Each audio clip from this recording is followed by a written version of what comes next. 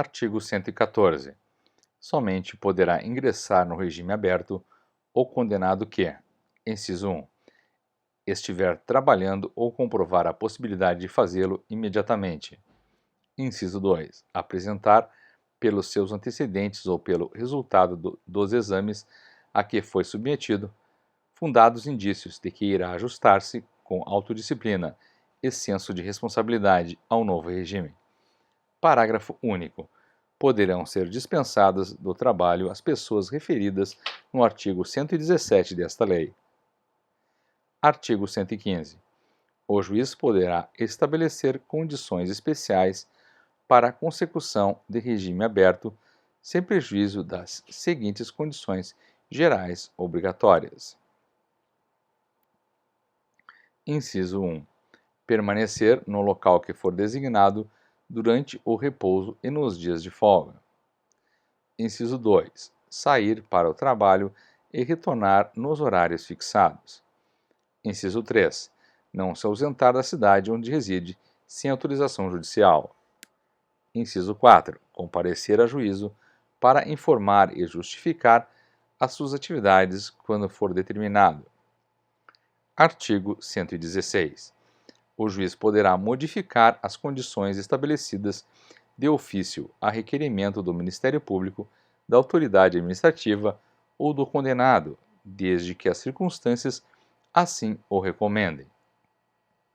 Artigo 117.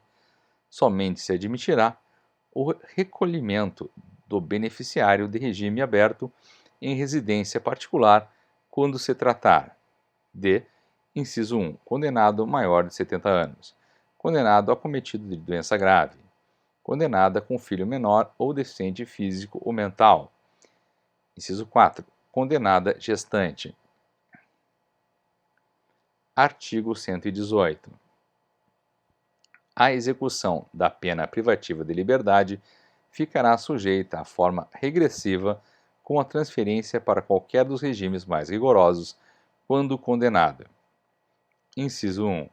Praticar fato definido como crime doloso ou falta grave. Inciso 2. Sofrer condenação por crime anterior cuja pena, somada à restante da pena em execução, torne incabível o regime aberto. Incabível o regime. Artigo 111. Parágrafo 1º. O condenado será transferido do regime aberto se, além das hipóteses referidas nos incisos anteriores, frustrar os fins da execução, ou não pagar, podendo a multa cumulativamente imposta. Parágrafo 2º. Nas hipóteses do inciso 1 e do parágrafo anterior, deverá ser ouvido previamente o condenado. Artigo 119. A legislação local poderá estabelecer normas complementares para o cumprimento da pena privativa de liberdade em regime aberto. Artigo 36, parágrafo 1º do Código Penal. Seção 3. Das autorizações de saída. Subseção 1. Da permissão de saída. Artigo 120. Os condenados que cumprem pena em regime fechado ou semiaberto e os presos provisórios poderão obter permissão para sair do estabelecimento mediante escolta, quando ocorrer um dos seguintes fatos. Inciso 1. Falecimento ou doença grave do cônjuge, companheira, ascendente, descendente ou irmão. Inciso 2. Necessidade de tratamento médico. Parágrafo único do artigo 14. Parágrafo único. A permissão de saída será concedida pelo diretor do estabelecimento onde se encontra o preso. Artigo 121. A permanência do preso fora do estabelecimento terá a duração necessária à finalidade da saída. Subseção 2 da saída temporária. Artigo 122. Os condenados que cumprem pena em regime semiaberto poderão obter autorização para a saída temporária do estabelecimento, sem vigilância direta, nos seguintes casos. Inciso 1. Visita à família.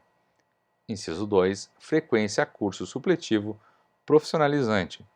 bem como de instrução do segundo grau ou superior, na comarca do juízo da execução. Inciso 3. Participação em atividades que concorram para o retorno ao convívio social. Parágrafo 1º. A ausência de vigilância direta não impede a utilização de equipamento de monitoração eletrônica pelo condenado, quando assim determinar o juiz da execução. Parágrafo 2º. Não terá direito à saída temporária a que se refere o caput deste artigo o condenado que cumpre pena por praticar crime hediondo com resultado morte. Artigo 123. A autorização será concedida por ato motivado do juiz da execução, ouvidos o Ministério Público e a Administração Penitenciária, e dependerá da satisfação dos seguintes requisitos. Inciso 1. Comportamento adequado. Inciso 2. Cumprimento mínimo de 1/6 da pena, se o condenado for primário, e 1/4 se reincidente. Inciso 3. Compatibilidade do benefício com os objetivos da pena. Artigo 124. A autorização será concedida por prazo não superior a 7 dias, podendo ser renovada por mais 4 vezes durante o ano. Parágrafo 1º. Ao conceder a saída temporária, o juiz imporá ao beneficiário as seguintes condições, entre outras, que entender compatíveis com as circunstâncias do caso e a situação pessoal do condenado. Inciso 1. Fornecimento do endereço onde reside a família a ser visitada ou onde poderá ser encontrada durante o gozo do benefício. Inciso 2. Recolhimento à residência visitada no período noturno. Inciso 3. Proibição de frequentar bares, casas noturnas e estabelecimentos congêneres. Parágrafo 2º. Quando se tratar de frequência a curso profissionalizante de instrução de ensino médio ou superior, o tempo de saída será o necessário para o cumprimento das atividades discentes. Parágrafo 3º. Nos demais casos, as autorizações de saída somente poderão ser concedidas com prazo mínimo de 45 dias de intervalo entre uma e outra. Artigo 125. O benefício será automaticamente revogado quando o condenado praticar fato definido como crime doloso, for punido por falta grave, desatender às condições impostas na autorização, ou revelar baixo grau de aproveitamento do curso. Parágrafo único. A recuperação do direito à saída temporária dependerá da absolvição no processo penal, do cancelamento da punição disciplinar ou da demonstração do merecimento do condenado. Seção 4 da remissão. Artigo 126. O condenado que cumpre a pena em regime fechado ou semiaberto poderá remir, por trabalho ou por estudo, parte do tempo de execução da pena. Parágrafo 1º. A contagem de tempo referida no caput será feita à razão de: inciso 1. Um dia de pena a cada 12 horas de frequência escolar, atividade de ensino fundamental, médio, inclusive profissionalizante, ou superior, ou ainda de requalificação profissional, divididas no mínimo em 3 dias.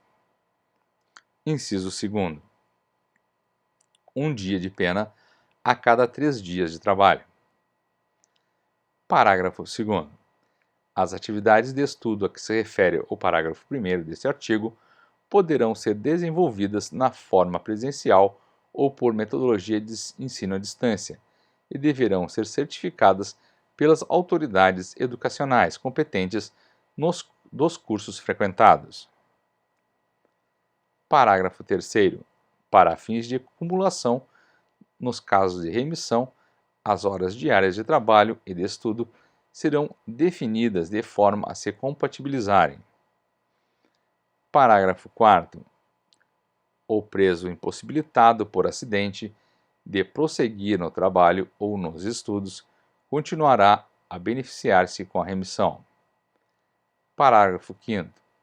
O tempo a remir em função das horas de estudo será acrescido de 1/3, no caso de conclusão do ensino fundamental, médio ou superior, durante o cumprimento da pena, desde que certificada pelo órgão competente do sistema de educação.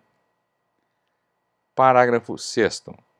O condenado que cumpre a pena em regime aberto ou semiaberto e o que usufrui liberdade condicional poderão remir, pela frequência, a curso de ensino regular ou de educação profissional, parte do tempo de execução da pena ou do período de prova, observado o disposto no inciso 1º do parágrafo 1º deste artigo. Parágrafo 7º. O disposto neste artigo aplica-se às hipóteses de prisão cautelar.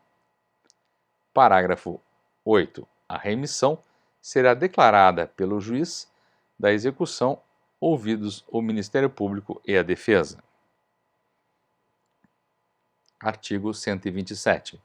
Em caso de falta grave, o juiz poderá revogar até 1/3 do tempo remido, observado o disposto no artigo 57, começando a contagem a partir da data da infração disciplinar. Artigo 128. O tempo remido será computado como pena cumprida para todos os efeitos. Artigo 129. A autoridade administrativa encaminhará mensalmente ao juízo da execução cópia do registro de todos os condenados que estejam trabalhando ou estudando, com informação dos dias de trabalho ou das horas de frequência escolar ou de atividades de ensino de cada um deles. Parágrafo 1º. O condenado autorizado a estudar fora do estabelecimento penal deverá comprovar mensalmente, por meio de declaração da respectiva unidade de ensino, a frequência e o aproveitamento escolar. Parágrafo 2º. Ao condenado dar-se-á a relação de seus dias remidos. Artigo 130. Constitui o crime do artigo 299 do Código Penal declarar ou atestar falsamente prestação de serviço para fim de instruir pedido de remissão.